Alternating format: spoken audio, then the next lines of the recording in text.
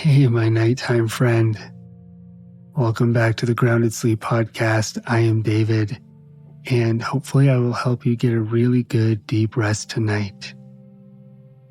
Or you'll be annoyed and you'll turn me off. Get into bed if you're not already and turn off the lights. Get nice and comfortable. I know I like to keep my room a little bit cool when I sleep, and I use one of those weighted blankets. Helps me feel safe. And actually, one of the other things I've been doing recently is taking my brother's CBN, which is like CBD, and you put a few drops under your tongue and it helps you go to sleep. David, are you doing drugs? No.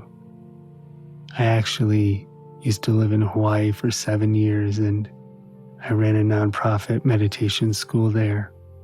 And I decided I wanted to leave the island after all that time and start my own practice and work, which led to this podcast.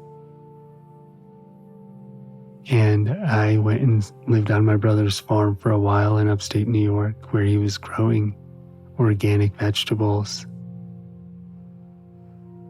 And I didn't really help on the farm too much. I have soft hands. I did a few times. And then he started growing hemp. And he took that hemp and he turned it into CBD and CBN to help people with all sorts of different ailments, help them relax. And I just got to be there and kind of watch this whole thing grow and all of these people come together. It was really, really cool. And at the same time, I was building my meditation programs and podcasts. By the way, tonight is story night. So hopefully your eyes are closed and you're resting and you're ready to sleep.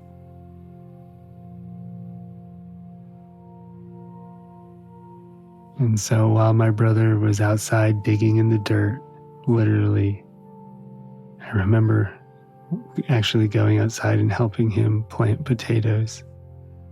But mostly I was upstairs writing, recording, and I would look out and watch him and all the other farmers just planting, growing, pulling, and feeding the community. And while they were doing that, I was sitting, meditating, and really creating all of this content that I share with you now. And so what I'm trying to say is my hands are still soft. And let your hands be soft right now. Let the bottom of your feet be soft. Let your jaw be soft. Allow the temples around the sides of your head to be nice and relaxed. And your shoulders and your back.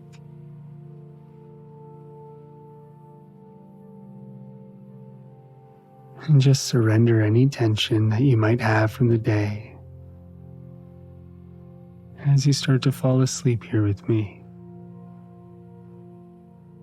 And so I'm just sharing a few stories, hopefully a few calm, inspirational ones as you go to sleep. And side note, I'll leave the link to my brother's farm and his CBN for sleep in the notes. So I'm at this farm just watching it flower, grow, and all these people come together. And I would think, wow, how great would it be to have such a lovely group of people to be with and work with and have a community with. And the truth is that you're my community. When I teach retreats, that's my community. When I teach live on Zoom, that's my community.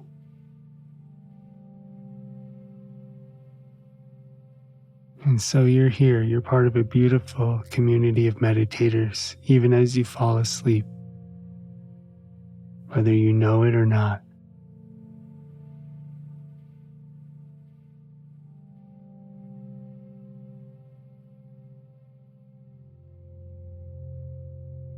I remember I was teaching a retreat in Costa Rica once, and I met a young man at the retreat center who wasn't part of our group, and he said, "Hey, I know you. I listen to your meditations." How nice is that? And I was sitting at a cafe in Colorado, and the hostess said, "Hey, I know you. I listen to your meditations." And so I got up and ran away. Just kidding. And I started to slowly find my community. We all have to decide what kind of communities we want to be a part of, what we want to give to the world, what we have to share, who we want to love.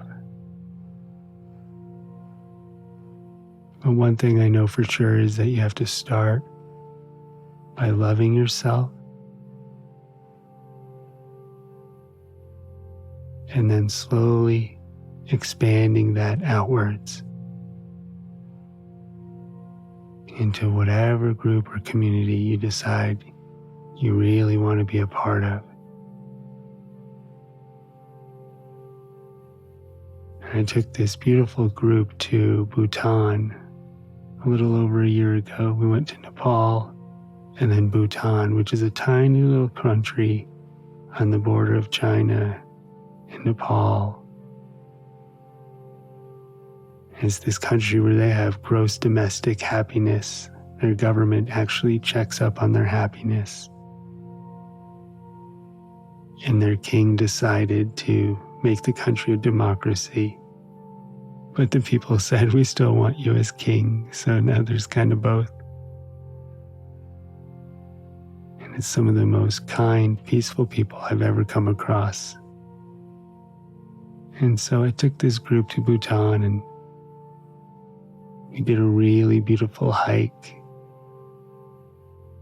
where we stayed camping one night on the top of this hill, and it was cold and it was windy. And they took us into this tiny little stone structure to serve us some soup. Can't tell you what kind of soup it was. It was just soup. And I went around the room with the group and I asked everyone to share something difficult that they were going through or learning about.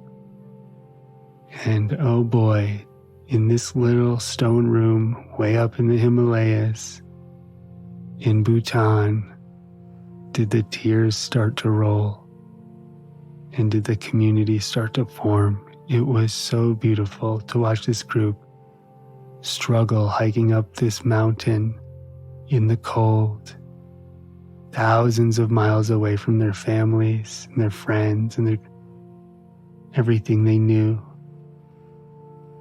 to come into this little room with a group of strangers and share a deep part of their hearts.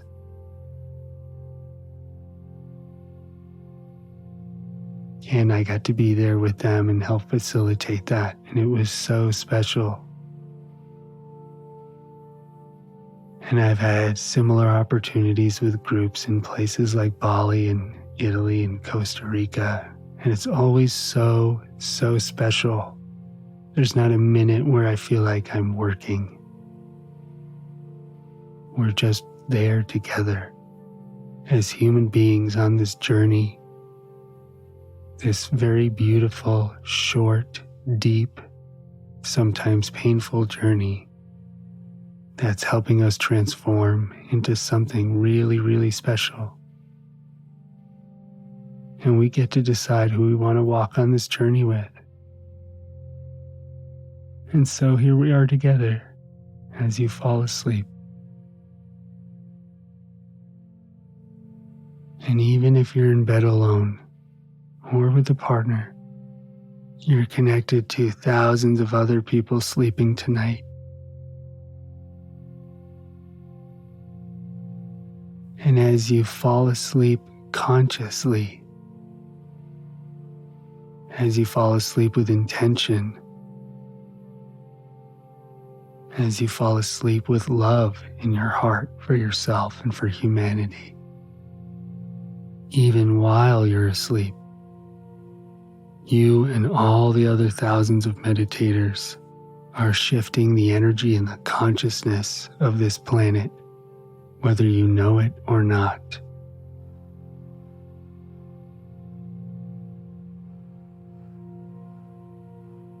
You think you're just resting tonight, but you are doing so much more.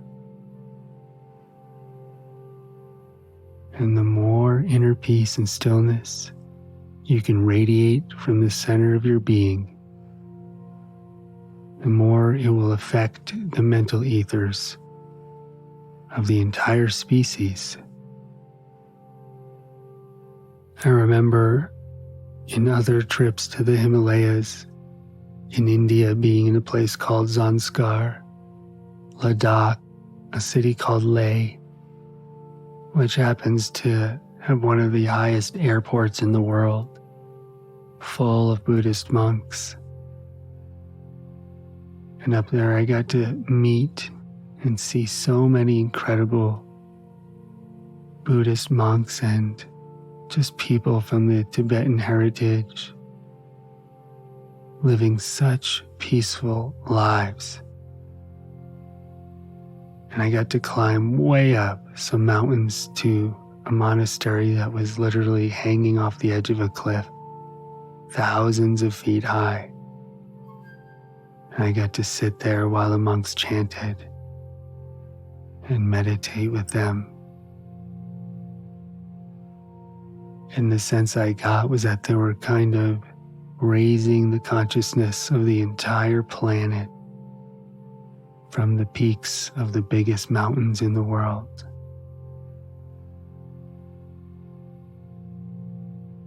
And I thought, wow, what a special job they have for humanity that most people have no idea about. This community that they've built around creating peace on Earth. And that got me thinking about how I wanted to show up, what kind of community I wanted to be a part of and create. And so you may not be a monk in the Himalayas, or maybe you are. Hi, I'm glad you have internet.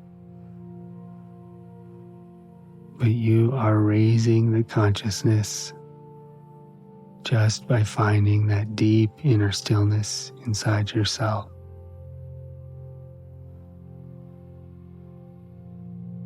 And perhaps you can take yourself a little bit less seriously.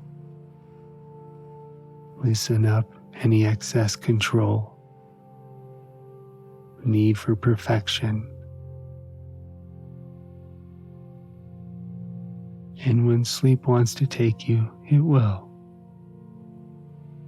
There doesn't need to be any tension about it.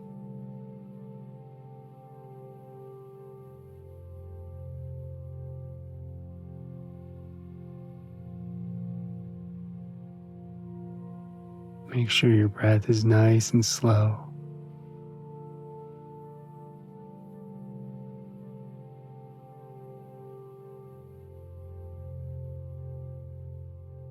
Allow yourself to start to really melt into your bed.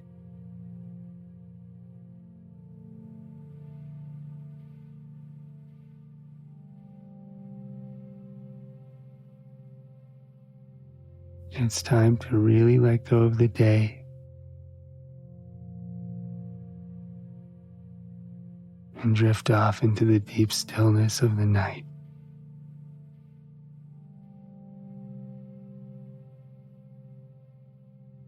Sleep well, and I will see you on the other side.